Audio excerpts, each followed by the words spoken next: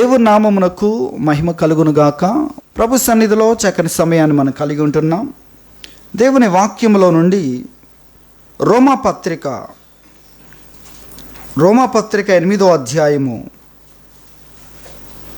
14వ వచనము నుండి 14వ వచనములో ఉన్న వాక్యాన్ని మనం ధ్యానం చేస్తున్నాం. రోమాపత్రిక 8వ అధ్యాయం 14వ వచనం. దేవుని ఆత్మచేత ఎందరు నడిపింపబడుదురో వారందరూ దేవుని కుమారులై ఉందురు అన్న అంశాన్ని గురించి మనం నేర్చుకుంటున్నాం. దేవుని ఆత్మచేత నడిపించబడుట, ఇది మన యొక్క టైటిల్. దేవుని ఆత్మచేత నడిపించబడాలి. అయితే పరిశుద్ధాత్మ దేవుడు ఎలా నడిపిస్తాడు, ఎక్కడికి నడిపిస్తాడు, ఏ విధంగా నడిపిస్తాడు అనే సంగతులను మనము తెలుసుకుంటున్నాం. ఆయన నడిపింపు యొక్క ఉద్దేశం ఏంటంటే మనల్ని దేవుని పిల్లలుగా చేయడమే ఆయన యొక్క ఉద్దేశం. ఎందుకు ఆయన నడిపించాలనుకుంటున్నాడు? మనల్ని దేవుని పిల్లలుగా చేయడానికి. కాబట్టి ఎవరు దేవుని పిల్లలో అది దేవుని వాక్యం తెలియజేస్తుంది. కాబట్టి దేవుని పిల్లలు అంటే ఎవరు అనే విషయాలు కూడా కొన్ని దేవుని వాక్యంలో మనం చూస్తున్నాం. అందులో ఒక 4 విషయాలు మాత్రమే మనం జ్ఞాపకం చేసుకుందాం. దేవుని కుమారులు, దేవుని పిల్లలు ఎవరో ఆ విధానంలో ఆయన మనల్ని నడిపిస్తాడు. ఆ విషయంలో 3 అంశాలు ఇంతవరకు మనం విన్నాం. ఒకటి, క్రీస్తునందు విశ్వాసం ఉంచేవారు దేవుని పిల్లలు. వారు దేవుని పిల్లలు అయ్యే శక్తి వారికి అనుగ్రహించబడుతుంది అనేది దేవుని వాక్యం తెలియజేస్తుంది. కాబట్టి విశ్వాసాన్ని గురించి, యేసుక్రీస్తు నందు కేంద్రీకరించే విశ్వాసాన్ని గురించి మనం విన్నాం. పరిశుద్ధాత్మ దేవుడు అందుకొరకే నడిపిస్తాడు. మన విశ్వాసం అంతా ఎప్పుడు కూడా మనకు అర్థం కాకున్నా యేసుక్రీస్తు మీద కేంద్రీకరించుట కొరకే ఆయన మనల్ని ప్రేరేపిస్తాడు, నడిపిస్తాడు, బోధిస్తాడన్న విషయాలు మనం విన్నాం. రెండవదిగా నీతిని గూర్చి మనం విన్నాం. నీతిని జరిగించు ప్రతివాడు దేవుని మూలంగా పుట్టినవాడు. యోహాను రాసిన మొదటి పత్రిక 2వ అధ్యాయం 29వ వచనములో ఆ మాట వ్రాయబడి ఉంది. కాబట్టి నీతిని జరిగించే ప్రతివాడు దేవుని మూలంగా పుట్టాడు. కాబట్టి నీతిని జరిగించాలి. ఏది న్యాయమైనదో, ఏది సరి అయినదో దాన్ని మన ద్వారా చేయించడానికే పరిశుద్ధాత్మ దేవుడు మనల్ని నడిపిస్తాడు. నడిపించడములో ఉన్న కార్యాలన్నీ ఆయన చేస్తాడు. దేని కొరకు? నీతి నీ ద్వారా జరగాలంటే మొదటిగా ఆలోచించడం మొదలుకొని నీతియుక్తమైన వాటిని, సరి అయిన వాటిని ఆలోచించడం మొదలుకొని జరిగించేంత వరకు ఆ కార్యాలన్నిటిలో మనకు సహాయపడతాడు పరిశుద్ధాత్మ దేవుడు. కాబట్టి ఆయన నీతి వైపు మనల్ని నడిపిస్తాడు, నీతిని జరిగించేందుకు మనల్ని నడిపిస్తాడు అనేది రెండవదిగా మనం విన్నాం. మూడవదిగా సమాధాన పరుచువారు ధన్యులు, వారు దేవుని కుమారులు అనబడుదురు అని మత్తయి సువార్త 5వ అధ్యాయం 9వ వచనములో మనం చూస్తున్నాం. సమాధానము గూర్చి మనం విన్నాం. సమాధానమును కలిగించుట, అలాగే సమాధానమును కాపాడుట అనే అంశాల గురించి మనం విన్నాం. చాలా అద్భుతమైన సంగతులవి. కాబట్టి సమాధానము కలిగించుట కొరకు, సమాధానములో నడుచుట కొరకు, సమాధానాన్ని సంరక్షించుట కొరకు పరిశుద్ధాత్మ దేవుడు మనల్ని నడిపిస్తాడు. ఇది మనం గుర్తించాలి. సమాధానాన్ని కాపాడేవారుగా, సమాధానాన్ని కలిగించేవారుగా ఆయన మనల్ని ప్రేరేపిస్తాడు. 4వదిగా ఈ సమయంలో నేర్చుకుందాం. 4వదిగా దేవుని వాక్యంలో యోహాను రాసిన మొదటి పత్రిక 4వ అధ్యాయము. యోహాను రాసిన మొదటి పత్రిక 4వ అధ్యాయం 7వ వచనాన్ని మనం చూస్తే, ప్రియులారా, మనము ఒకరిని ఒకడు ప్రేమింతము, ఏలయనగా ప్రేమ దేవుని మూలముగా కలుగుచున్నది. ప్రేమించు ప్రతివాడును దేవుని మూలముగా పుట్టినవాడు. ఏమంటుంది దేవుని వాక్యం? ప్రేమించే ప్రతివాడు దేవుని మూలముగా పుట్టినవాడు అని వాక్యం చెప్తుంది. ఇక్కడ నిజమైన ప్రేమ అని మనం గ్రహించాలి. నిజమైన ప్రేమ. ఎందుకంటే ప్రేమ కలుషితమైపోయింది ఈ లోకములో. నిజమైన ప్రేమ ఎక్కడ కనుగొనగలం అంటే యేసుక్రీస్తులోనే కనుగొనగలం, దేవునిలోనే కనుగొనగలం. ఎందుకంటే 8వ వచనం చెప్తుంది ఇక్కడ, దేవుడు ప్రేమ స్వరూపి. అంటే దేవుడే ప్రేమ. అది ఇంగ్లీష్ బైబిల్లో గాడ్ ఈజ్ లవ్ అంటాడు. దేవుడే ప్రేమ.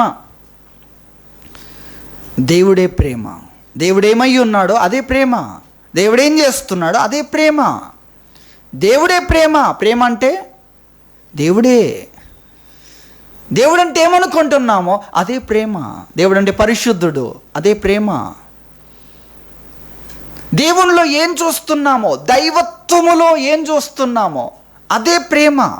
కాబట్టి ఆ దేవుని ప్రేమ లేక దైవికమైన ప్రేమ, ఇక్కడ వాక్యంలో మనం చూస్తున్నాం, ప్రేమించు ప్రతివాడు, దేవుని ప్రేమ కలిగిన ప్రతివాడు, దైవికమైన ప్రేమ కలిగిన ప్రతివాడు దేవుని మూలముగా పుట్టినవాడు అనే వాక్యము తెలియజేస్తుంది. కాబట్టి దేవుని ప్రేమను మన ద్వారా బయటికి రప్పించడమే పరిశుద్ధాత్మ యొక్క నడిపింపు. దేవుని ఆత్మ చేత నడిపించబడే వారందరూ దేవుని కుమారులై ఉందరు. కొంతమంది దీన్ని కూడా ఒక వాక్యంగా పెట్టుకుంటారు. నేను దీన్నే ఏం చేశాను, ఇదే ప్రాముఖ్యమైన టైటిల్గా మనం పెట్టుకున్నాం. దేవుని పిల్లలు అన్న దాంట్లో దేవుని నడిపింపు అన్న ఒక అంశాన్ని వారు తీసుకుంటే, నేను దీన్నే పునాదిగా దీంట్లో నుండే మనం ధ్యానం చేస్తున్నాం. దేవుని నడిపింపు అంటే ఏంటి, ఎలా ఉంటుంది, ఎలా నడిపిస్తాడు, ఎక్కడికి నడిపిస్తాడు, దేని యొద్దకు నడిపిస్తాడు, ఏం చెప్తాడు ఆయన, ఏం ప్రేరేపిస్తాడు, ఎటువైపుగా నడిపిస్తాడు, అసలు ఏది దేవుని నడిపింపు, వీటన్నిటికీ జవాబులే ఇప్పుడు మనం నేర్చుకునే విషయాలు. ఆయన క్రీస్తునందలి విశ్వాసం వైపు నిన్ను నడిపిస్తాడు. నీకు అర్థం కాకపోయినా నీ విశ్వాసం అంతా క్రీస్తు మీద కేంద్రీకరించాలి. కొంతవరకు అర్థమవుతుంది, కొన్ని అర్థం కాని ఉంటాయి. మరణం వరకు అర్థమవుతాయి, మరణం తర్వాత పరిస్థితులు మనకు అర్థం కాదు. కాబట్టి మరణం ఎదురుగా ఉన్న నీ విశ్వాసం క్రీస్తు మీద పెడితే నేను మరణిస్తాను, ఏమవుతుందో, నీవు మరణించిన బ్రతుకుతావు. చూసారా, క్రీస్తు మీద నీ విశ్వాసం ఉంచితే నువ్వు చనిపోయిన తిరిగి లేస్తావు. అది మన జ్ఞానానికి మించింది. కాబట్టి నీ జ్ఞానానికి అర్థం కాకుండా పరిశుద్ధాత్మ దేవుడు నీ విశ్వాసం అంతా క్రీస్తు మీద కేంద్రీకరించేందుకే నీతో మాట్లాడతాడు, ప్రేరేపిస్తాడు, నడిపిస్తాడు. అది పరిశుద్ధాత్మ నడిపింపు. ఏది పరిశుద్ధాత్మ నడిపింపు అంటే, ఇప్పుడు మనం నేర్చుకున్న ఆ 3 విషయాలు. 4వదిగా ప్రేమను గురించి తెలుసుకుంటున్నాం. దేవుడు మనల్ని దైవికమైన ప్రేమను కనపరుచుట కొరకు నడిపిస్తాడు. ఎందుకంటే అందులో నేను దేవుని కుమారుడు అవుతా. ఇక్కడ దేవుని పిల్లలు కావడానికి మనము 4 విషయాలు వింటున్నాం. ఒక వ్యక్తి బ్రతకాలంటే ఇంతకు ఏది ముఖ్యం చెప్పండి? బ్రెయిన్ ముఖ్యమా, గుండె ముఖ్యమా, లేకపోతే లంగ్స్ ముఖ్యమా, లేకపోతే కిడ్నీలు ముఖ్యమా? అంటే కిడ్నీ లేకపోతే కూడా చనిపోతున్నాడు. మరి అర్థమవుతుంది కదా. ముఖ్యమైన విషయాలు ఒకటి కాదు, కొన్ని ఉన్నాయి. అందుకే దేవుని పిల్లలకు సంబంధించిన విషయంలో విశ్వాసం గురించి మనం విన్నాం. నీతి, అది కూడా ప్రాముఖ్యమే. 3వదిగా సమాధానము కలిగించుట కొరకు, కాపాడుట కొరకు నడిపిస్తాడు. 4వదిగా దేవుని ప్రేమను కనపరుచుట కొరకు నడిపిస్తాడు అనేది మనం గుర్తించాలి. దేవుని వాక్యం తెలియజేస్తుంది. రోమా పత్రిక 5వ అధ్యాయం 5వ వచనంలో మనం చూస్తే, ఇక్కడ మనకు అనుగ్రహింపబడిన పరిశుద్ధాత్మ ద్వారా దేవుని ప్రేమ మన హృదయములలో కుమ్మరింపబడి ఉన్నది అని రాయబడింది. పరిశుద్ధాత్ముడు అంటేనే ప్రేమను కుమ్మరించడానికే ఉన్నాడు అనే అర్థము ఇక్కడ వస్తుంది. మనకు అనుగ్రహింపబడిన పరిశుద్ధాత్మ ద్వారా దేవుని ప్రేమ మన హృదయములలో కుమ్మరింపబడి ఉన్నది. పరిశుద్ధాత్మ ద్వారానే దేవుని ప్రేమ వస్తుంది. లేదంటే భౌతికమైనది, ఈ లోకములో కనిపించే ప్రేమే మనలో ఉంటుంది. ఈ లోకానికి అందని పరలోక సంబంధమైన ప్రేమ మనలోనికి రావాలి అంటే పరిశుద్ధాత్మ ద్వారానే అది సాధ్యం. అందుకే దేవుని వాక్యములో తీతు పత్రికలో ఒక వాక్యాన్ని మనం జ్ఞాపకం చేసుకుందాం. 3వ అధ్యాయం 5వ వచనములో, మనము నీతిని అనుసరించి చేసిన క్రియల మూలముగా కాక తన కనికరము చొప్పుననే పునర్జన్మ సంబంధమైన స్నానము ద్వారాను పరిశుద్ధాత్మ మనకు నూతన స్వభావము కలగజేయుట ద్వారాను మనలను రక్షించను. ఎలా రక్షించాడు మనల్ని? మనం రక్షించబడ్డాం ఎలా చెప్పగలవు? సాతాను ఉన్నాడు, మరలా ఆ పాప స్వభావం ఉంది.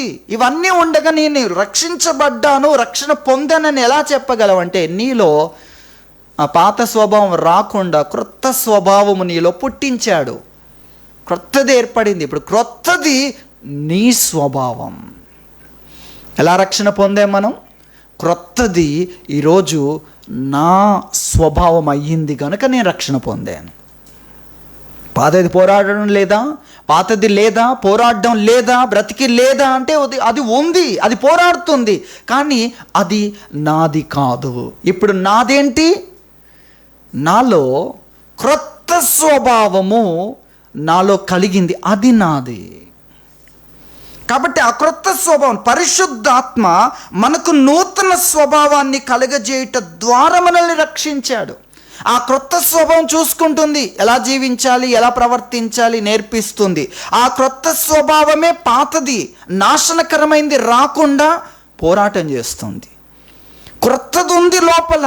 ఈ క్రొత్తది లేకపోతే దాసోహమే. ఇప్పుడు సహజ స్వభావం క్రొత్తది. ఎవరు కలిగించారు? అది పరిశుద్ధాత్మ నీలో నూతన స్వభావాన్ని కలుగజేశాడు. ఇది దైవికమైనది, ఇది నూతనమైనది. ఇది పాత దాంతో ఫైట్ చేస్తుంది. కాబట్టి పరిశుద్ధాత్మ కలిగించే నూతన స్వభావంలోనే చూస్తున్నాం. ఆయన మనలో దేవుని ప్రేమను కుమ్మరిస్తాడు అని రోమాపత్రిక 5వ అధ్యాయం 5వ వచనంలో మనం చూస్తున్నాం. మనకు అనుగ్రహింపబడిన పరిశుద్ధాత్మ ద్వారా దేవుని ప్రేమ మన హృదయంలో కుమ్మరింపబడి ఉన్నది. దేవుని ప్రేమ పరిశుద్ధాత్మ ద్వారా మనలో కుమ్మరింపబడి ఉన్నది. పరిశుద్ధాత్మ దేవుని ప్రేమను మనలో కుమ్మరిస్తాడు అన్న విషయాన్ని దేవుని వాక్యంలో మనం చూస్తున్నాం. కాబట్టి దేవుని ప్రేమ కోసమే మనల్ని నడిపిస్తాడు. దేవుని ప్రేమని మనకు తెలియజేస్తాడు. దేవుని ప్రేమ కొరకే మనల్ని ప్రేరేపిస్తాడు. దేవుని ప్రేమకు సంబంధించిన సంగతుల విషయంలోనే నిన్ను కన్విన్స్ చేస్తాడు, ఒప్పిస్తాడు లోపల. ఇది మనం గ్రహించాలి. ఆయన మనకు బోధిస్తాడు, నేర్పిస్తాడు, ఉత్తమమైనది తెలియజేస్తాడు. అంతేకాదు, నిన్ను కన్విన్స్ కూడా చేస్తాడు. ఆయన ఒప్పించడం, నువ్వు ఒప్పుకునేటట్లుగా నీకు అవగాహన కలిగించడం, జ్ఞానోదయం కలిగించడం, నీకు కన్విన్స్ అయ్యే విధానములో ఆయన నీకు విషయాలు నేర్పిస్తాడు. దేవుని ప్రేమను గురించిన విషయాలు అనేది ఇక్కడ మనం తెలుసుకుంటున్నాం. ఒక 3 విషయాలు మనం జ్ఞాపకం చేసుకుందాం. అందులో మొట్టమొదటిది దేవుని ప్రేమను గురించి తెలుసుకోవడం. మొట్టమొదటి విషయం ఏంటి? ప్రేమను గురించి తెలుసుకోవడం. రెండోది చూపించడం. ఒకటి తెలుసుకోవడము, రెండోది చూపించడము, మూడోది సాగిపోవడం, ఆగిపోకుండా సాగిపోవడం. ఎన్ని ఆటంకాలు వచ్చినా, ఎన్ని ప్రతికూలతలు వచ్చినా, నిన్ను నిలువరించే ఎన్ని అవరోధాలు వచ్చినా, ఏం జరిగినా నువ్వు ముందుకు వెళ్ళడం అనే 3 విషయాలు మనం ఇక్కడ గ్రహించాలి. వీటి కొరకే ఆయన మనకు తెలియజేస్తాడు. మొదటిగా దేవుని ప్రేమ అంటే ఏంటి? దేవుని ప్రేమ ద్వారానే మీరు ఆ విషయాన్ని గుర్తించాలి. దేవుని ప్రేమ, క్రీస్తు ప్రేమ ద్వారానే మనం దేవుని పిల్లలం అవుతాం. బైబిల్లో ప్రేమను గురించి ఎన్ని విషయాలు చెప్పబడ్డాయంటే, ఈ ప్రేమ ద్వారా, నీ ప్రేమ మనలో ఉంది కాబట్టే మన దేవుని పిల్లలం అన్నాడు. ఈ ప్రేమ ఉంది గనుకనే మన దేవుని వల్ల పుట్టిన వాళ్ళం అన్నాడు. ఎంత సాక్ష్యం ఇది, నిరూపణ, నిర్ధారణ. కాబట్టి ఇది దేవుని ప్రేమ కాకపోతే సమస్యే. అందుకే దేవుని ప్రేమ అంటే ఏంటి అనేది మనం తెలుసుకోవాలి. దేవుని ప్రేమను తెలుసుకున్నప్పుడే ఆ ప్రేమను మనం చూపించడానికి వీలవుతుంది. లేదంటే మనం సమర్థించుకుంటూ ఉంటాం, ఉన్నదే మనం దేవుని ప్రేమ అనుకుంటూ ఉంటాం. ఆ విధంగా చాలా మోసం జరుగుతూ ఉంటుంది. దేవుని వాక్యంలో మనం చూస్తే ఒక వాక్య భాగాన్ని చదువుకుందాం. దేవుని వాక్యంలో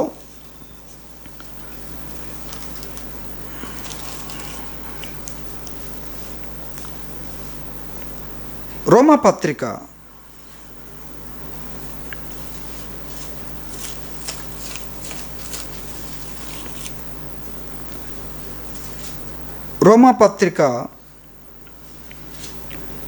13వ అధ్యాయము 8వ వచనం చూస్తే, పొరుగువాన్ని ప్రేమించువాడే ధర్మశాస్త్రము నెరవేర్చినవాడు అనే మాట చెప్పాడు. ఇక్కడ పొరుగువాన్ని ప్రేమించిన వాడే ధర్మశాస్త్రాన్ని నెరవేర్చినవాడు అంటున్నాడు. ధర్మశాస్త్రం నెరవేర్చడం అంటే ఏంటి? ప్రేమించడమే అంటున్నాడు. మనం ధర్మశాస్త్రాన్ని దేని కొరకు వాడుకుంటూ ఉంటాం? ప్రేమ కొరకు వాడతామా? ద్వేషం కొరకు, కఠినత్వం కొరకు వాడతామా? ధర్మశాస్త్రం అనుకుంటాను ఈ వ్యక్తి వైఖరి. ధర్మశాస్త్రం చెప్పినట్లుగా దేనికి వాడుతున్నాం మనం? కఠినత్వానికి, తర్వాత తీర్పు తీర్చడానికి, ప్రేమ లేని తనానికి ధర్మశాస్త్రాన్ని వాడుతున్నా. కానీ ధర్మశాస్త్రము ప్రేమ కొరకే ఇచ్చాడు. కంటికి కన్ను పంటికి పన్ను అనడానికి ధర్మశాస్త్రం తీసుకుంటాం, ప్రేమ అన్నదానికి ఎందుకు తీసుకోవట్లేదు? అంటే మనకు అర్థం కాలేదు. ధర్మశాస్త్రం అర్థం కాదు. ధర్మశాస్త్రం అంటే ఒక చిన్న కరపత్రిక అనుకుంటున్నారా? ఒక పత్రికలో ఇటు అటు ముద్రించింది అనుకుంటున్నారు ధర్మశాస్త్రం అంటే? ధర్మశాస్త్రములో ఎన్ని విషయాలు తీసుకొచ్చాడు, అంతేకాదు ఎన్ని సందర్భాలు తీసుకొచ్చాడు. ధర్మశాస్త్రం మొత్తము దేవుని ప్రేమ. కానీ మనుషులకు అర్థమైంది అది? గలతీ పత్రికలో ఒక వాక్యం చదువుకుందాం. గలతీ పత్రిక 5వ అధ్యాయము 14వ వచనములో, 5:14 ధర్మశాస్త్రం అంతయు నిన్ను వలె నీ పొరుగువాన్ని ప్రేమించుము అన్న ఒక్క మాటలో ఎంత ఉంది? సగమా? అక్కడ ఏదో సా కనబడుతుంది నాకు. ఎంత ఉంది? ఒక్క మాటలో సగం ఉంది అన్నాడా? పూర్తిగా ఉందంట. ఈ ఒక్క విషయము వాళ్ళకు ఆ కాలంలో ఉన్నవారికి తెలిస్తే ఎంత బాగుండు. ఈ ఒక్క విషయం. ఏ ఒక్క విషయము? ఒక్క మాటలో అది మొత్తము ఉంది. ఆ ఒక్క మాట చదివారు, కానీ ఆ ఒక్క మాటలో మొత్తం ఉంది అనేది అర్థం కాలేదు. నేను వాళ్ళని పొరుగు అని ప్రేమించమని ధర్మశాస్త్రంలో ఉందా, లేకపోతే క్రొత్త నిబంధనలో ఉందా?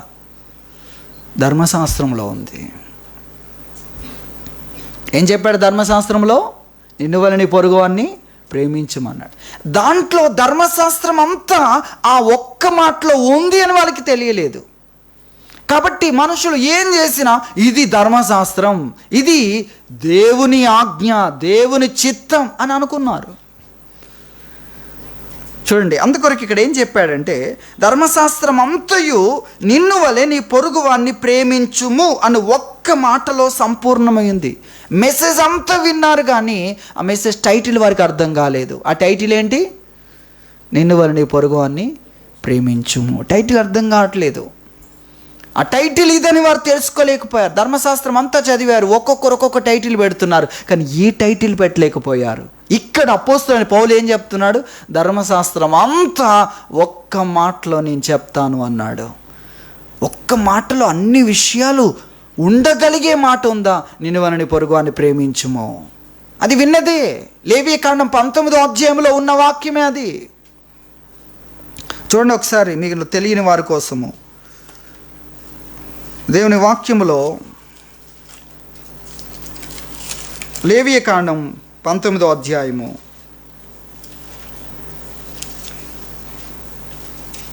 18వ వచనం చూస్తే, కీడుకు ప్రతి కీడు చేయకూడదు. ఈ మాట కూడా ఉందండి. ఎంత పెద్ద మాట! ఇదంతా ముందు వెళ్ళిన తర్వాత చెప్దాం అనుకుంటే ఇక్కడే కనిపించింది. ఇదంతా 3వ పాయింట్లో చెప్దాం అనుకుంటున్నాను నేను. ఆగిపోవద్దంటే వీటికే కదా ఆగిపోతా. మనం మంచిగానే ఉంటాం, కానీ ఎప్పుడైతే మనం ఊహించినవి జరిగాయో అక్కడ రివర్స్ గేర్ వేస్తూ ఉంటాం. ఇక్కడ చూడండి, కీడుకు ప్రతి కీడు చేయకూడదు. ధర్మశాస్త్రం ఏం చెప్తుంది? మన కీడుకు ప్రతి కీడుని ఏమంటున్నాం? దాని పేరేంటి? ధర్మం, న్యాయం.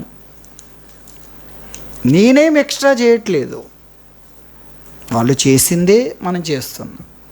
ప్రతీకారము అనేది న్యాయం.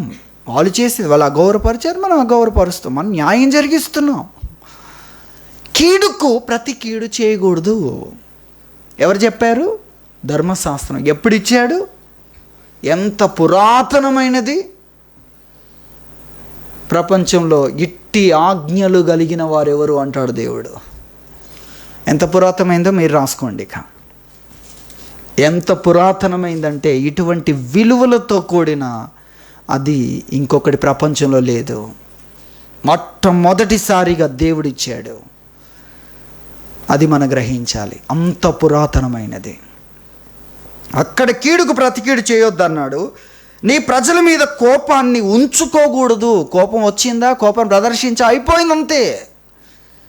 కోపం అయిపోయింది, దాన్ని ఉంచుకోవద్దు అని చెప్పాడు. తర్వాత కోపం ఉంచుకొనక నిన్ను వలె నీ పొరుగువాన్ని ప్రేమింపవలెను. లేవియకాండం 19:18 ఈ మాట చూస్తున్నా. ఇది దేవుని వాక్యంలో మనం చూస్తున్న విషయాలు. కాబట్టి ఇక్కడ గలతీ పత్రిక 5వ రండి. గలతీ 5:14 ధర్మశాస్త్రం అంతయు నిన్ను వలె నీ పొరుగువాన్ని ప్రేమించుము అని ఒక్క మాటలో సంపూర్ణమై ఉంది. అయితే మీరెలా ఉన్నారు? ఒకరినొకడు కరుచుకొని భక్షించిన ఎడల మీరు ఒకని వలన ఒకడు బొత్తిగా నశించిపోదురేమో చూసుకోండి. ఎలా ఉన్నారండి? మాటలకు తీవ్రత పెరిగి అవకాశం దొరికితే ఒకరినొకరు గాయపరుచుకోవాలి అనేందుకు రెడీగా ఉన్నారు. కొట్టుకోవాలి, గాయపరచాలి, తర్వాత ఒకరిని ఒకరు నాశనం చేయడు. దేనికి? ధర్మశాస్త్రం కోసం. ధర్మశాస్త్రం అంతా ఒకరినొకడు గరుచుకోనండి, భక్షించండి, ఒకరినొకడు మీలే చంపుకోండి, శత్రువు రాకముందే ఒకని వలన మీ వలన మీరే నాశనం కాండి అని చెప్తుంది ధర్మశాస్త్రం. ధర్మశాస్త్రం అంతా కూడా నిన్ను వల్లే నీ పొరుగు అని ప్రేమించు అనే ఒక్క మాటలో ఉంటే మీరేంటి? ఒకరినొకరు కరుచుకొని భక్షించే పరిస్థితి ఏంటి? ఒకరినొకరు గాయపరిచి అంతగా ముందుకెళ్ళడం ఎందుకు? నీ చెయ్యి తప్పు చేస్తే, నీ కాలు తప్పు చేస్తే, నీ ద్వారా తప్పు జరిగితే పండ్లు రాలగొట్టుకుంటున్నావా? చెయ్యిని ఇరగొట్టుకుంటున్నావా? ఒక సూది తీసి గుచ్చుతున్నావా చెయ్యికి? ఏమైనా లేదు కదా. అది ఎదుటి వ్యక్తి పట్ల మాత్రం అది చేసి చాలదన్నట్లు ఇంకా అంతే, అది అంతే. ఎలా ఉంటారు చూడండి. కాబట్టి ఆ విషయాన్ని చెప్తున్నా. ధర్మశాస్త్రం అంతా నిన్ను వలన నీ పొరుగు అని ప్రేమించమంటే మీరేం చేస్తున్నారు? ఒకరినొకడు కరుచుకొని భక్షించి ఒకని వలన ఒకడు బొత్తిగా నాశనం అయిపోయే పరిస్థితి వస్తుందేమో చూసుకోండి. పేరేంటి? ధర్మశాస్త్రం. అసలు ధర్మశాస్త్రం చెప్పేది ఏంటి? ప్రేమల గురించి మాట్లాడుతుంది ధర్మశాస్త్రం. నీకు కీడు చేసినా కూడా, నీకు నష్టం కలిగించినా కూడా నీవు నష్టాన్ని చెయ్యకూడదు అంటుంది ధర్మశాస్త్రం. అదెందుకు కనిపించలేదు? కీడుకు ప్రతి కీడు చెయ్యకు అంటుంది ధర్మశాస్త్రం. ప్రేమను గురించి మనం తెలుసుకోవాలి. దేవుని ప్రేమ అంటే ఏంటి అనే దాంట్లో అనేకమైన విషయాలు మనము 1 కొరింథీ 13 4 నుండి 8 వరకు ప్రేమ అంటే ఏంటి, ప్రేమ ఏది కాదు, ప్రేమ ఏది అన్న విషయాలు చెప్పబడతాయి మనకు వెనకాల కూడా. అందుకే ఆ మాటలు 16 లక్షణాలు అక్కడ రాయబడ్డాయి. కాబట్టి ప్రేమ అంటే ఏంటి అనేది మొట్టమొదటిగా మనం తెలుసుకోవాలి. ఎందుకంటే తెలుసుకుంటేనే చూపించేది. ఇందులో 2 విషయాలు మీకు గుర్తు చేస్తాను. 2 విషయాలు. ఒకటి, ప్రేమ స్వప్రయోజనమును చూసుకోదు. ప్రేమ స్వప్రయోజనము చూసుకోదు. స్వప్రయోజనం అంటే స్వార్థం, నీ లాభం కొరకే, నీ హక్కుల కొరకే పంతం పట్టడం, నీ కోసం మాత్రమే ఆలోచించడం అనేది ప్రేమ కాదు. ప్రేమ స్వప్రయోజనాన్ని చూసుకోదు.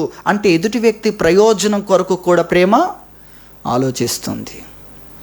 ఇది దేవుని వాక్యంలో మనం చూస్తాం. ప్రేమ ఎదుటి వ్యక్తి లాభం కొరకు, ఎదుటి వ్యక్తి క్షేమం కొరకు, ఎదుటి వ్యక్తి యొక్క ప్రయోజనం కోసం కూడా ఆలోచిస్తుంది. మనం మన వరకే ఆలోచిస్తాం. మనకేం జరిగింది, మనకేం కలిగింది, మన గురించే, మనకేంటి లాభం. మరి ఎదుటి వ్యక్తి క్షేమము, ఎదుటి వ్యక్తి ప్రయోజనము, ఎదుటి వ్యక్తి సంగతి ఏంటి? యేసుక్రీస్తు ప్రభు సిలువలో తన వైపు నుండి మాత్రమే మాట్లాడితే ఆయన ఏం చేస్తున్నాడు? ఇతరుల వైపు నుండి తండ్రికి మొరపెడుతున్నాడు. వీరేం చేయుచున్నారో వీరెరుగరు గనుక. వీరు చేసేది తెలియకుండా చేస్తున్నారు. వారు చేసేదాన్ని మీరు చూడొద్దు, వారు చేసేదాన్ని మీరు పట్టించుకోవద్దు. వారు చేసేది నిజమే, అన్యాయమే, కానీ తెలియకుండా వారు చేస్తున్నారు అన్న విషయాన్ని అక్కడ మరి ప్రార్థన చేస్తున్నాడు, విజ్ఞాపన చేస్తున్నాడు అనేది మనం చూస్తున్నాం. కాబట్టి ప్రేమ స్వప్రయోజనంలో చూసుకోదు, ఎదుటి వ్యక్తి యొక్క ప్రయోజనం కోసం ఆలోచిస్తుంది. అది ప్రేమ. మనము ఇతరుల మేలు కోసం ఆలోచించిందేంటి, అక్కడ మాట్లాడిందేంటి? అది దేవుని ప్రేమ. మన ప్రేమ ఏంటి? ఎప్పుడు మన గురించే. అవతలి వ్యక్తి గురించి ఆలోచించినా కూడా అవతలి వ్యక్తికి ఎన్నిసార్లు చెప్పాను, ఎన్నిసార్లు ఈ విషయం చెప్పాను, ఎన్నిసార్లు గుర్తు చేశాను. అన్నీ మన కోసమే. అటు ఆలోచించిన మన కోసమే, ఇటు ఆలోచించిన మన కోసమే. ఎదుటి వ్యక్తి కోసం ఆలోచిస్తావు, అతడు ఎందుకు ఆ విధంగా ఉన్నాడు, అతడు ఎందుకు ఆ విధంగా ప్రవర్తిస్తున్నాడు, అతడికి ఏం జరిగింది. ఒకవేళ ఆలోచించినా కూడా అతడి వైపున వ్యతిరేకమే ఆలోచిస్తాం. అతడు రోగముతో ఉన్న వ్యక్తిగా, బలహీనతతో ఉన్న వ్యక్తిగా అని చూస్తాం. కానీ పాపం ఏం జరిగిందో మనకు తెలియదు అని అనుకుంటామా? ఆ విధంగా ఆలోచించాలి అన్న విషయాన్ని గురించి మనం చూస్తున్నాం. ప్రేమ అనగా ఎదుటి వ్యక్తి ప్రయోజనం కొరకు ఆలోచించడం అనే దాన్ని గురించి మనం నేర్చుకుంటున్నాం. అలాగే ప్రేమను గురించి ఇక్కడ తెలియజేస్తున్న అపకారమును మనసులో ఉంచుకోదనే మాట కూడా తెలియజేస్తున్నాడు. అపకారాన్ని మనసులో ఉంచుకోదు. ఇతరుల యొక్క లోపాలను చూడదు. ఇతరులు ఏం చేశారు, ఇతరుల జీవితంలో మనల్ని ఎన్నిసార్లు బాధ పెట్టారు, ఏం చేశారు, ఏమన్నారు, ఆ విషయాలు మనసులో ఉంచుకోదు. మన ప్రతి వ్యక్తిని చూసినప్పుడు వాళ్ళు మనకేం చేశారు, మంచివి కాదు, ఎలా బాధ పెట్టారు, ఎలా ప్రవర్తించారు మన పట్ల, వీటిని చూస్తూ ఉంటాం మనం చాలాసార్లు కూడా. అది సరైన విషయమా? అది ప్రేమనా? ఎదుటి వ్యక్తి గురించి నువ్వు వ్యతిరేకం ఆలోచిస్తున్నావు, అది ప్రేమ కాదు. ఎదుటి వ్యక్తి మేలు గురించి ఆలోచించు, అది ప్రేమ అన్న విషయాన్ని గురించి దేవుని వాక్యము మనకు తెలియజేస్తుంది. దేవుని వాక్యములో యోహాను రాసిన మొదటి పత్రికలోనికి రండి. యోహాను రాసిన మొదటి పత్రిక 4వ అధ్యాయము 10-11 వచనాలు చూస్తే, మనం దేవుని ప్రేమించితిమని కాదు, తానే మనలను ప్రేమించి మన పాపములకు ప్రాయశ్చిత్తమై ఉండుటకు తన కుమారుని పంపెను. ఇందులో ప్రేమ ఉన్నది. ప్రేమ అంటే ఏమిటి అనే విషయాన్ని తెలుసుకోండి. దేవుని ప్రేమ అంటే ఏంటి? మనం దేవుని ప్రేమించితిమని కాదు, మనం ప్రేమించకున్న ఆయన మనల్ని ప్రేమించాడు. తర్వాత ప్రేమించిన దేవుడు మన పాపములకు ఆయన ప్రాయశ్చిత్తమై ఉండడాని కోసం వచ్చాడు. ఇది ప్రేమ. ప్రేమ అంటే ఏంటి? ప్రేమించకపోయినా ప్రేమించడం, మనల్ని ప్రేమించని వారు తప్పులు చేస్తే వాటికి మనం బలవడం. అదే ఉందా ఇక్కడ? మన దేవుని ప్రేమించితిమని కాదు, నన్ను ప్రేమించిన వాళ్ళని వచ్చాడా? లేదు. మనం ప్రేమించకపోయినా ఆయన వచ్చి మన పాపములకు ప్రాయశ్చిత్తం కావడానికి వచ్చాడు, తన కుమారుని పంపాడు. ఇది ప్రేమ. ఇది ప్రేమ. ఎక్కడి ప్రేమ? పరలోక ప్రేమ, దేవుని ప్రేమ, ఈ లోకములో ఉన్నది కాదు. ఆ ప్రేమను గురించి, ఆ ప్రేమ ఏం చేస్తుందో తెలుసా? మనల్ని దేవుని పిల్లలుగా చేస్తుంది, మనల్ని దేవుని రాజ్యానికి వారసులుగా చేస్తుంది, మనల్ని ఉన్నతమైన వ్యక్తులుగా చేస్తుంది. అందుకే ప్రేమలో శత్రువును ప్రేమించుట అనేది కూడా ఉంది. శత్రువును ప్రేమించుట. ఎదుటి వ్యక్తి ప్రేమించాడని కాదు, ప్రేమిస్తున్నాడని కాదు, మన పట్ల మంచిగా ప్రవర్తిస్తూ మనల్ని గౌరవించేవాళ్ళు. ఇదంతా లోక సంబంధమైన ప్రేమ. లోక సంబంధమైన ప్రేమలో మన వాళ్ళు, మనకు తెలిసిన వాళ్ళు, మన పార్టీ వాళ్ళు, మన గుంపు, మన వెనకాల ఉండేవాళ్ళు, మన పక్షాన ఉండేవాళ్ళు, మన కోసం మాట్లాడేవాళ్ళు, అంత ఇది ఉంటుంది. కానీ దేవుని ప్రేమలో ఈ విషయాలు ఏమి ఉండవు. ఈ విషయాలు ఉండవంటే అవి ఉంటేనే ప్రేమించడం కాదు. ఏ వ్యక్తి ఎవరైనా సరే వ్యక్తి కొరకు సహాయపడుతుంది, వ్యక్తి కొరకు ఆలోచిస్తుంది, వ్యక్తి ప్రయోజనం కొరకు ముందడుగు వేస్తుంది. అది దేవుని ప్రేమ. ఆ ప్రేమ మనల్ని దేవుని పిల్లలుగా చేస్తుంది. ఆ ప్రేమ కొరకు పరిశుద్ధాత్మ దేవుడు మనల్ని ప్రేరేపిస్తాడు అన్న విషయాన్ని, ఆ ప్రేమలో నడవాలి, ఆ ప్రేమను మనలో నుండి బయటికి రావాలి. ఒక వ్యక్తి, ఏ వ్యక్తి అయినా శత్రువునైనా ప్రేమించుట అన్న విషయాన్ని గురించి బైబిల్ మనకు తెలియజేస్తుంది. లూకాసు వార్త 6వ అధ్యాయం చూడండి. లూకాసు వార్త 6వ అధ్యాయము 35వ వచనం మనం చూస్తే, మీరైతే ఎట్టి వారిని గూర్చి అయినను నిరాశ చేసుకొనక మీ శత్రువులను ప్రేమించుడి, మేలు చేయుడి, అప్పు ఇయ్యుడి, అప్పుడు మీ ఫలము గొప్పదయ్యుండును, మీరు సర్వోన్నతుని కుమారులయ్యుందురు. మీరు సర్వోన్నతుని కుమారులై ఉందురు అని ఆయన గురించి చెప్తున్నాడు. ఆయన కృతజ్ఞత లేని వారి ఎడలను దుష్టుల ఎడలను ఎలా ఉన్నాడు? ఉపకారి అయి ఉన్నాడు. ఆయన తండ్రి. మీరు ఆయన పిల్లలుగా ఉండాలంటే కృతజ్ఞత లేకపోయినా, దుష్టుడైనా నీలో నుండి మాత్రం అతని కొరకు మంచి రావాలి అన్న విషయాన్ని ఇక్కడ చెప్తున్నాడు. దేవుని గురించి ఎందుకు మాట్లాడుతున్నాడు? ఆయనకు తగిన వ్యక్తులుగా, ఆయన నుండి వచ్చిన వ్యక్తులుగా నువ్వు ఆయన నుండి రావాలి కదా, ఆయనలో ఉన్నది రావాలి కదా. ఆయన ఎవరు? కృతజ్ఞత లేకపోయినా, దుష్టుడైనా ఆయన ఉపకారి. కాబట్టి ఆయన నుండి వచ్చే ప్రేమ ఎలా ఉంటుందంటే, ఎదుటి వ్యక్తి ఎలాంటి వాడైనా ఉపకారము, మేలు చేయడము అనేది కనబడుతుంది. కాబట్టి మీ శత్రువుని మీరు ప్రేమించండి, అప్పుడు మీరు సర్వోన్నతుడైన దేవుని కుమారులై ఉంటారు అన్న విషయాన్ని దేవుని వాక్యంలో మనం చూస్తున్నాం. కాబట్టి ప్రేమ అనగా ఇక్కడ మనం చూస్తున్నాం, మనం దేవుని ప్రేమించామని కాదు, ఆయనే మనల్ని ప్రేమించి మన పాపములకు ప్రాయశ్చిత్తమై ఉండుటకు తన కుమారుని పంపెను. ఇందులో ప్రేమ ఉన్నది. ప్రియులారా, దేవుడు మనలను ఇలాగు ప్రేమింపగా మనము ఒకరినొకడు ప్రేమింపబద్ధులమై ఉన్నామన్న విషయాన్ని తెలియజేస్తున్నాడు. కాబట్టి ప్రేమ అంటే ఏంటో మనం తెలుసుకోవాలి. ప్రేమ అనగా మన దేవుని ప్రేమించకపోయినా ఆయన మనల్ని ప్రేమించాడు. అంతేకాదు, మన పాపములకు ప్రాయశ్చిత్తమై ఉండుటకు తన కుమారుణ్ణి పంపించాడు. ఇది ప్రేమ. నీ వైపు నుండి ఎన్ని వ్యతిరేకతలు ఉన్నా నీవు ప్రేమించలేదు, తర్వాత నీ పాపముల ద్వారా ఆయన్ని, దేవుణ్ణి గాయపరిచి పాపములో పడిపోయాము మనము. ఇటువంటి స్థితిలో ఉన్న మన కోసము బలి కావడానికి తన కుమారుని పంపించాడు. ఎవరి కోసం? ప్రేమించని వారి కోసము, తర్వాత పాపములు చేసిన వారి కోసం. ఇది దేవుని ప్రేమ. ఈ ప్రేమ మనలో నుండి బయటికి రావాలి. ఆ విషయాన్ని గురించి దేవుని వాక్యము మనకు తెలియజేస్తుంది. ఈ ప్రేమ మనలో నుండి బయటికి రావాలి. కాబట్టి ప్రేమ అంటే ఏమిటి అన్న విషయాన్ని మనం చూస్తున్నాం. ప్రేమ స్వప్రయోజనం చూసుకోకుండా ఎదుటి వ్యక్తి యొక్క ప్రయోజనాన్ని చూస్తుంది. స్వార్థపూరితముగా ఆలోచించకుండా ఎదుటి వ్యక్తి యొక్క ప్రయోజనం కొరకు ఆలోచిస్తుంది అన్న విషయాన్ని వాక్యంలో చూస్తున్నాం. ఎవరైనా ఆ వ్యక్తి మనకు హాని చేసిన వ్యక్తి అయినా ప్రేమ అపకారాన్ని మనసులో ఉంచుకోదు.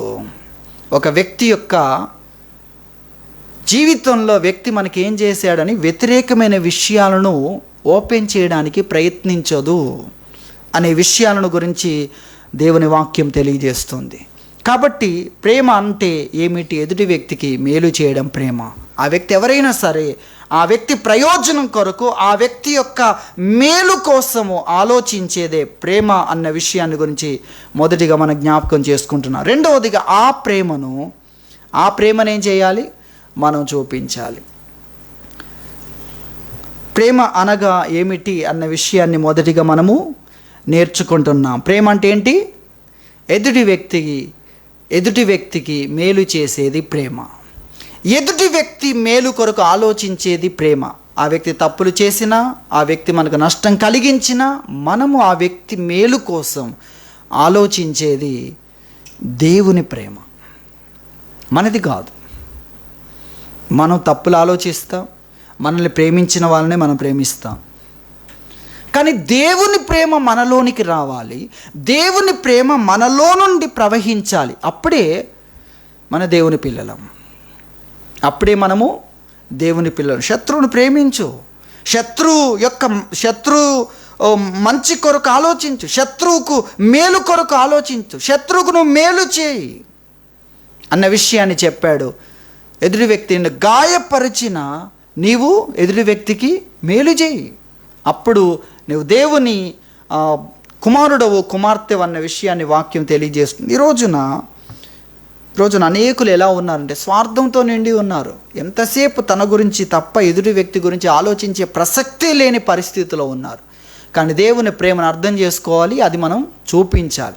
చూపించినప్పుడు ఏం జరుగుతుంది అనే విషయాన్ని మనం చూస్తే, యోహాను రాసిన మొదటి పత్రిక 3వ అధ్యాయము 14వ వచనం చెప్తుంది, మనం సహోదరులను ప్రేమించుచున్నాం గనుక మరణములో నుండి జీవములోనికి దాటి ఉన్నామని ఎరుగుదుము. ప్రేమ లేనివాడు మరణమందు నిలిచి ఉన్నాడు అని దేవుని వాక్యం చెప్తుంది. ప్రేమ లేని వాడు ఎక్కడున్నాడు? మరణమందు నిలిచి ఉన్నాడు. ప్రేమించువాడు మరణములో నుండి జీవములోనికి దాటి ఉన్నాడు అని వాక్యం చెప్తుంది. దాటి ఉన్నాడు. నువ్వు ప్రేమించావా? దేవుని ప్రేమ నీలో నుండి బయటకు వచ్చిందా? ఎదుటి వ్యక్తి తప్పులు చూడకుండా, పట్టించుకోకుండా నువ్వు ప్రేమను చూపించావా? నువ్వు మరణంలోని జీవంలోనికి దాటావు.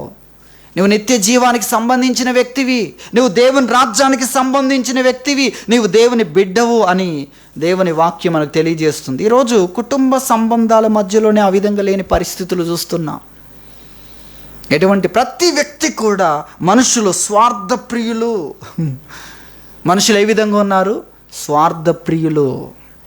ఎదుటి వ్యక్తి మేలు కొరకు నువ్వు ఆలోచించినప్పుడే దేవుని ప్రేమ నీలో పనిచేస్తుంది అన్న విషయాన్ని వాక్యములో మనం చూస్తున్నాం.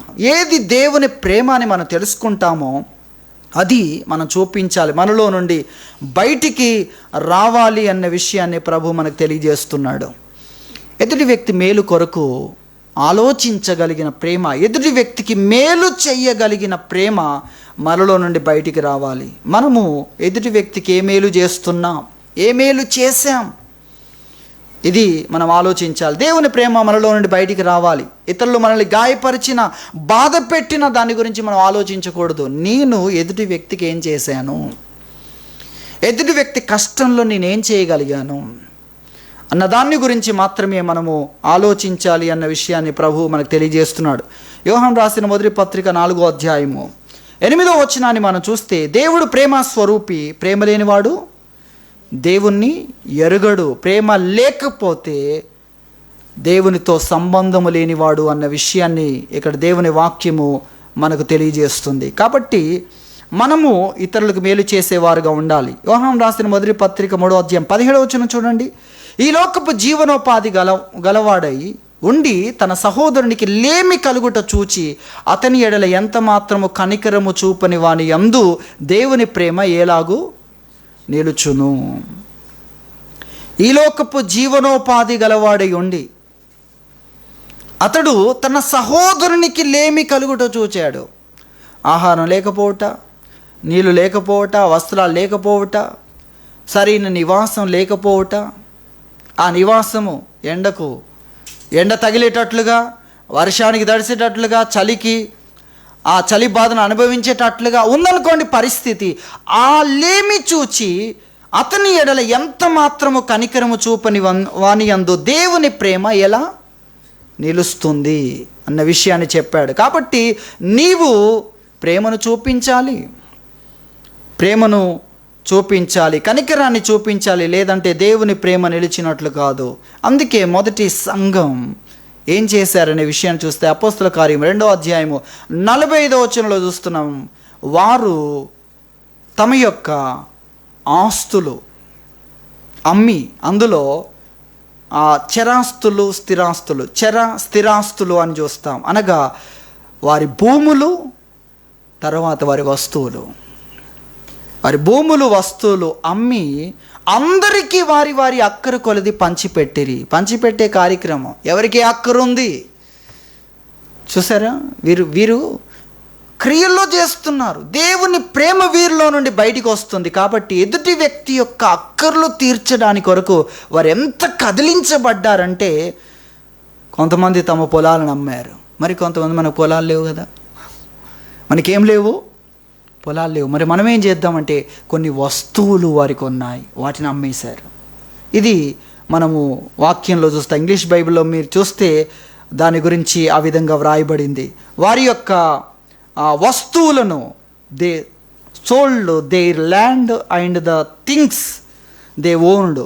వారు కలిగి ఉన్న వస్తువులు, పొలములు, అలాగే వస్తువులను అమ్మారు అన్న విషయాన్ని మనం చూస్తున్నాం. అందరికీ వారి వారి అక్కరు కొలది పంచిపెట్టారు. వారి అవసరతలు చూసి వారంతగా కదిలించబడ్డారన్న విషయాన్ని వాక్యంలో మనం చూస్తున్నాం. కాబట్టి మనలో నుండి దేవుని ప్రేమ బయటికి రావాలి. ప్రతి వ్యక్తి కోసం మనం ఏం చేస్తున్నాం, ఎదుటి వ్యక్తి మేలు కొరకు మనం ప్రవర్తించాలి. అందుకొరకు దేవుని ప్రేమకు సంబంధించిన లక్షణాలన్నీ అక్కడ ఉన్నాయి, వాటన్నిటిని మనం చూపించాలి. అందులో మొట్టమొదటి లక్షణం చూస్తున్నాం, సహించడం కూడా ఒక వ్యక్తికి మనము చూపించే ప్రేమ. ఒక వ్యక్తికి మనం చేసే లాభం ఏంటంటే మనం సహించడం. మనం సహించలేదనుకోండి, ఆ వ్యక్తిని ఇంకా చెడగొట్టినట్లే, ఆ వ్యక్తిని ఇంకా దూషకునిగా చేసినట్లే, దేవునికి విరోధిగా చేసినట్లే, ఆ వ్యక్తి కోపాన్ని పెంచినట్లే. పెంచడం ద్వారా మరింతగా ఏమవుతాడు? దేవుని కోపం పుట్టించే పనులు చేస్తాడు, మరింతగా కోపాన్ని ప్రదర్శిస్తాడు, మరింతగా దేవుడికి కోపం పుట్టించే మాటలు మాట్లాడుతూ ఉంటాడు. కాబట్టి మనం మౌనంగా ఉండడం ద్వారా ఎదుటి వ్యక్తి కోపాన్ని తగ్గించిన వారం అవుతాం. అది కూడా ఎదుటి వ్యక్తికి మేలు చేయడమే. మేలు చేయడానికి అన్ని విషయాలు 1 కొరింథీ 13:4-8 వరకు ఉన్నాయి. కాబట్టి ఆ ప్రేమ మనలో నుండి ప్రత్యక్షం కావాలి. ఎదుటి వ్యక్తికి మనం మేలు చేయాలి. మన మాటల ద్వారా, మన ప్రవర్తన ద్వారా, మాదిరి చూపించుట ద్వారా, అలాగే మన క్రియల ద్వారా ఎదుటి వ్యక్తికి మేలు చేయాలి అన్న విషయాన్ని రెండవదిగా మనం నేర్చుకుంటున్నాం. ఒకటి, ప్రేమ అంటే ఏమిటో తెలుసుకోవాలి, ప్రేమను గురించి నేర్పిస్తాడు అనే విషయాన్ని మనం చూస్తున్నాం. రెండవదిగా ఆ ప్రేమను మనం చూపించేవారుగా ఉండాలి. ప్రేమను గురించి జీవితకాలం అంతా నేర్చుకుంటూ ఉండాలి. ఒకసారి నేర్చుకోగానే అయిపోలేదు. దేవుడు మనకు సమయం ఇస్తున్నాడు. ఎందుకు? ప్రేమ చూపుటకు, సత్కార్యములు చేయడానికి దేవుడు మనకు సమయం ఇస్తున్నాడు, అవకాశం ఇస్తున్నాడు. అలాగే దేవుని వాక్యం తెలియజేస్తుంది. దేవుని వాక్యంలో ఎఫెసీ పత్రిక 3వ అధ్యాయం చూడండి. 3వ అధ్యాయంలో 18వ వచనములో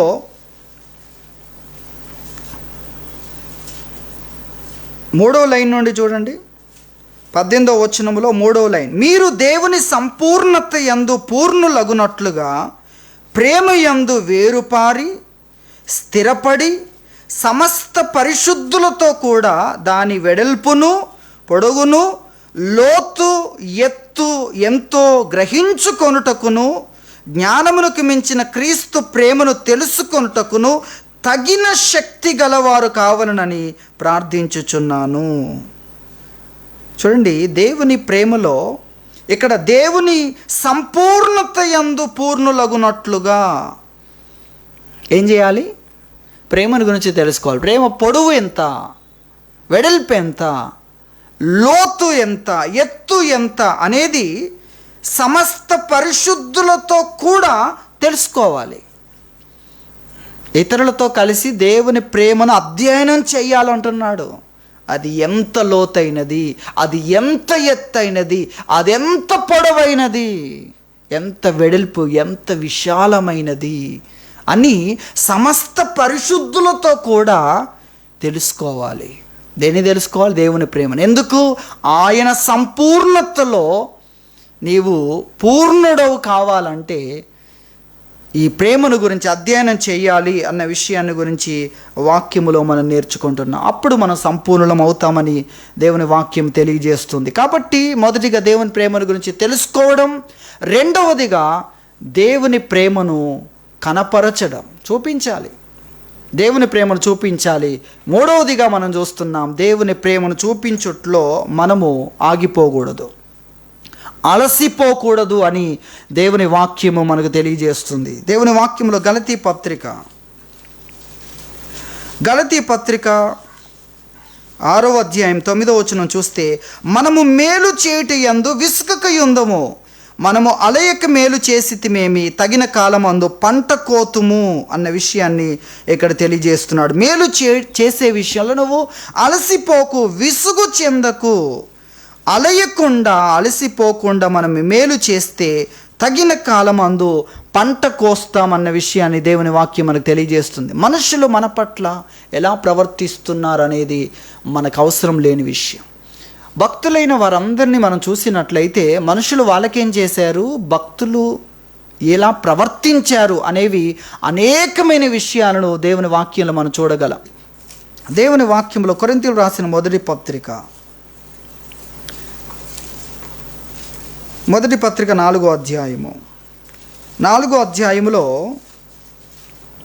మనం 12-13 వచనాలు చూస్తే, స్వహస్తములతో పనిచేసి కష్టపడుచున్నామని చెప్తున్నారు, అనేకమైన కష్టాలు చెప్తూ.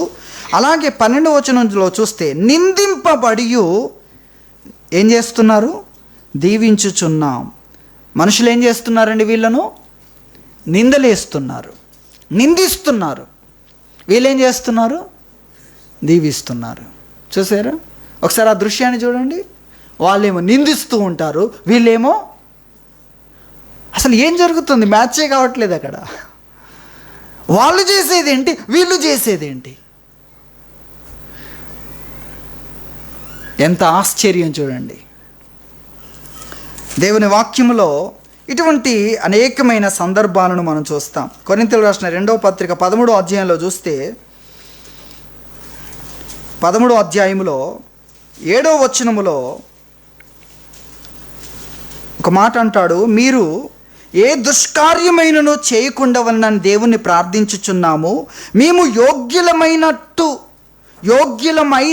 కనబడవలనని కాదు, కానీ మేము భ్రష్టులమైనట్టు కనబడినను మీరు మాత్రం మేలైనదే చేయవలనని ప్రార్థించుచున్నాము. చూసారా ఈ మాట? మేము యోగ్యులంగానే కనబడాలి, మా గొప్పతనము బట్టి మేము ప్రజల చేత పొగడబడే స్థితిలోనే ఉండాలని కాదు. ఉండకపోయినా మీరు మాత్రం ఎలా ఉండాలి? ఏ దుష్కార్యం చేయకూడదు, మీరు మాత్రము మేలైనదే చేస్తున్నవారుగా ఉండాలి. చూసారా? మేము ఎలా కనబడుతున్నా, మేము భ్రష్టులమైనట్టు కనబడుతున్నా కూడా మీరు యోగ్యులుగా ఉండాలి. ఏ పాపము చేయని వారుగా, ఏ దుష్కార్యం చేయని వారుగా మీరు మాత్రము గొప్ప స్థితిలోనే ఉండాలి అని సంఘముతో మాట్లాడడం గురించి మనం చూస్తున్నాం. కాబట్టి నిజంగా ఎంత ఆశ్చర్యం. అలాగే వారిని గురించి కూడా చెప్తున్నారు, మేము సత్యమునకు విరోధంగా ఏమీయూ చేయనేరము అన్న విషయాన్ని వారి గురించి కూడా తెలియజేస్తున్నాడు. కాబట్టి మనం గుర్తించాలి, ఇక్కడ 1 కొరింథీ 4:12 నిందింపబడి దీవించుచున్న మనుషులు ఏం చేస్తున్నారు? నిందలేస్తున్నారు. వీళ్ళు ఏం చేస్తున్నారు? దీవిస్తున్నారు. చూసారా? ఎటువంటి దృశ్యమైన ఎప్పుడైనా మన జీవితంలో కలిగిందా? మనల్ని ఎదుటి వ్యక్తులు ఏం చేస్తున్నారు, మనం ఏం చేస్తున్నాం? మూడవదిగా నేర్చుకుంటున్నాం, మనం ఆగిపోకూడదు. మేలు చేయుటలో మనం ఆగిపోకూడదు. ఇతరుల యొక్క మేలు కోరడములో కానీ, ఇతరులకు అవసరమైనప్పుడు మనకు దేవుడు అవకాశం ఇచ్చినప్పుడు మాట్లాడే అవకాశం కావచ్చు, ఆలోచించే అవకాశం కావచ్చు, తప్పులు ఎన్నుకుంటూ కూర్చోవడం కాదు. ఇతరుల గురించి ఆలోచించేటప్పుడు మనము తప్పులను గురించి ఆలోచిస్తుంటే మనం ప్రేమ లేని వారుగా ఆ సమయాన్ని గడుపుతున్నాం, ప్రేమ లేని వారిగా కనబడుతున్నాం. ఇది మనం గుర్తించాలి అని మనం నేర్చుకుంటున్నాం. కాబట్టి ఇక్కడ నిందింపబడి దీవించుచున్నాం, హింసించబడి ఓర్చుకొనుచున్నాం, దూషింపబడి బతిమాలు కొనుచున్నాం. ఇది వీరు తెలియజేస్తున్న విషయాలు. ఇవే పరిస్థితులు మనకు కూడా ఒకటో రెండో రావచ్చు. మనకు నిందించబడవచ్చు, మనను కూడా మనుషులు దూషించవచ్చు, మనను కూడా మనుషులు మాటల చేత హింసించవచ్చు. అయితే మనమేం చేశాం? మనమేం ఆలోచించాం? మనమేం మాట్లాడాం? మనమేం చేశాం అన్న దాంట్లో ఇదిగో వీరు చూపించింది ఉందా? ఇది దేవుని ప్రేమ. ఈ ప్రేమ కోసం మనకు సమయం ఇవ్వబడుతుంది. మొదటి ప్రేమను నువ్వు విడిచితివి అని సంఘంతో చెప్పాడు కదా. మొదటి ప్రేమను విడిచితివి. ఏ స్థితిలో నుండి పడుతీవో అది జ్ఞాపకం చేసుకొని అవి ఇప్పుడు కావాలి. లేదంటే దేవుడు ఏం రాయాల్సి వస్తుంది? నీకు ఎన్ని సంవత్సరాలు ఇచ్చినా ఆ సబ్జెక్టు విషయంలో నువ్వు అంతే అని రాయాల్సి వస్తుంది. దాన్ని పాస్ అవ్వట్లేదు కదా. ఏ సబ్జెక్టు మొదట్లో ఎక్కడి నుండి పడిపోయావు? ఎందుకు పడిపోయారు? మనుషులు ఎలాంటి వారో తెలుసుకున్న తర్వాత దేవుని ప్రేమ చూపించడంలో ఆగిపోయారు. అలా అనుకోనండి. అపోస్తులు కాకయ్య అపోస్తులు అని చెప్పుకుంటున్నారు. ఇవన్నీ చూసి వీళ్ళు దేవుని ఎడలో ఉన్న మొదటి ప్రేమను, ఏ క్రియలు చేయలేకని ఆగిపోయావో ఆ క్రియలు ఇప్పుడు చేయాలి నువ్వు. లేదంటే ఏం చేస్తా అన్నాడు? దీపస్తంభాన్ని తీసేస్తాను. దీపం ఆత్మ అనుకోవచ్చు, దీపము వ్యక్తికి ఉన్న అవకాశం అనుకోవచ్చు. వెలుగున్నప్పుడే చేయగలడు, ఆ అవకాశమే తీసేస్తా అంటున్నాడు. అంటే దానికోసమే మన జీవితంలో మనల్ని ఎందుకు ఉంచాడు? మన గురించి తెలియకనా? తెలుసు ఆయనకు, కానీ అభివృద్ధి కొరకు నీకు అవకాశం ఇస్తున్నాడు. ఇంకా నీలో ఇప్పటి వరకు నువ్వు ఎలా ఉన్నావో తెలుసు, కానీ ఇంతే కాదు, ఇంతే కాదు, ఇంకా నువ్వు ఎదగవచ్చు, ఇంకా పరలోకములో ఉన్న నీ స్వాస్థ్యాన్ని పెంచుకోవచ్చు, ఇంకా నువ్వు మార్పు చెందేది ఉంది, ఇంకా నువ్వు పరిపూర్ణుడో కావచ్చు. కాబట్టి ప్రభు మనకు తెలియజేస్తున్నాడు, ఆటంకాలను మనం లెక్క చేయకుండా దేవుని ప్రేమ చూపించడములో మనం ఆగిపోకుండా దేవుని ప్రేమలో కొనసాగుతూనే ఉండాలి అన్న విషయాన్ని ప్రభు మనకు తెలియజేస్తున్నాడు. కాబట్టి పరిశుద్ధాత్మ దేవుని ప్రేమ కోసం మనల్ని ప్రేరేపిస్తాడు. ఆ ప్రేమ ద్వారానే మనం దేవుని పిల్లలుగా ఈ లోకములో జీవించగలం. దేవుని సంపూర్ణతలో మనము పూర్ణులం కాగలం, లోపము లేని వ్యక్తులము మనం కాగలం. ఇటువంటి విషయాలు చెప్పినప్పుడే ఆ మాటను చెప్పాడు. ఒకసారి చూడండి, మత్తయి సువార్త 5వ అధ్యాయములో ఈ మాటలు చెప్పినప్పుడే 48వ వచనంలో, మీ పరలోకపు తండ్రి పరిపూర్ణుడు గనుక మీరును పరిపూర్ణులుగా ఉంటారు. ఎప్పుడు? ఈ ప్రేమ కలిగి ఉన్నప్పుడు. ఈ సందర్భాన్ని మనం 43 నుండి చూస్తున్నాం. నీ పొరుగు అని ప్రేమించి నీ శత్రువును ద్వేషించమని చెప్పబడిన మాట మీరు విన్నారు కదా. నేను మీతో చెప్పినదేమనగా, మీరు పరలోకమందున్న మీ తండ్రికి కుమారులై ఉండునట్లు మీ శత్రువులను ప్రేమించుడి, మిమ్మల్ని హింసించు వారి కొరకు ప్రార్థన చేయుడి. అలాగే 46లో, మీరు మిమ్మల్ని ప్రేమించు వారినే ప్రేమించిన ఎడల మీకేమి లాభము, మీకేమి ఫలము. ఇతరుల నుండి ఎటువంటి విషయాలు మనం ఎదుర్కొంటున్నా కూడా ప్రేమలో, దేవుని ప్రేమను చూపించుట్లో మనం ఎంత మాత్రమో ఆగిపోకూడదు. అలసిపోకుండా, విసుగు చెందకుండా నిరంతరం మేలు చేసేవారుగా మనం ఉండాలి అన్న విషయాన్ని ప్రభువు తెలియజేస్తున్నాడు. దేవుడి వాక్యము దీవించునుగాక. ప్రార్థన చేసుకుందాం.